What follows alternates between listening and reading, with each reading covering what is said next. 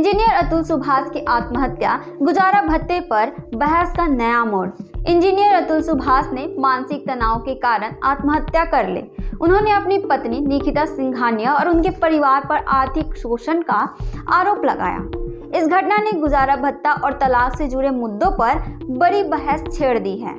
गुजारा भत्ता केवल पत्नी तक सीमित नहीं रहता, बल्कि बच्चों के लिए भी दिया जाता है।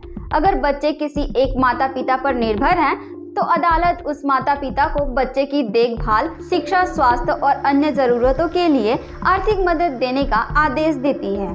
हालांकि दिल्ली हाई कोर्ट ने एक अहम फैसला सुनाया। कोर्ट ने कहा कि यदि पति की पूरी आमदनी पर पत्नी और नाबालिग बच्चे निर्भर हो, तो उनकी कुल आमदनी को 4 हिस्सों में बांटा जाएगा। इसमें से 2 हिस्सा पति के पास और 2 हिस्सा पत्नी और बच्चों के भरण पोषण के लिए होंगे। सुप्रीम कोर्ट इन बातों को ध्यान में रखते हुए गुजारा भत्ता तय करती है। पति पत्नी की आर्थिक और सामाजिक स्थिति को ध्यान में रखा जाता है। पत्नी और उन पर निर्भर बच्चों की जरूरी जरूरतों को समझा जाता है। दोनों पक्षों की योग्यता और उनकी रोजगार की स्थिति देखी जाती है। आवेदक के पास कितनी संपत्ति है और उससे कितनी कमाई हो रही है, यह भी देखा जाता है। पत्नी शादी के घर में किस तरह का जीवन जी रही थी, यह भी ध्यान रखा जाता है। अगर पत्नी पारिवारिक जिम्मेदारियों की वजह से नौकरी छोड़ी है, तो इसे भी ध्यान में रखा जाता है।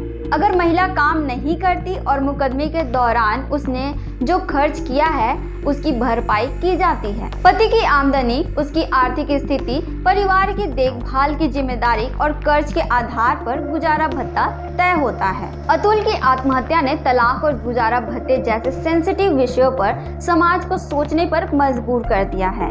यह घटना इस बात की ओर इशारा करती है कि तलाक और फाइनेंशियल प्रेशर के मामलों में मेंटेनेंस का न्यायपूर्ण निर्धारण कितना अहम है। गुजारा भत्ते का मकसद सिर्फ आर्थिक मदद देना नहीं, इसका उद्देश्य बच्चों का बेहतर भविष्य बनाना और महिलाओं को आत्मनिर्भर बनाना और तलाक के बाद भी दोनों के बीच इंसाफ और आपसी समझ के साथ रहना, इसकी गारंटी देता है। अतुल की आत्महत्या एक गंभीर मामला है जो समाज में तलाक और गुजारा भत्ते से जुड़े फैसलों की पारदर्शिता और न्याय के तरीकों पर सवाल उठाती है।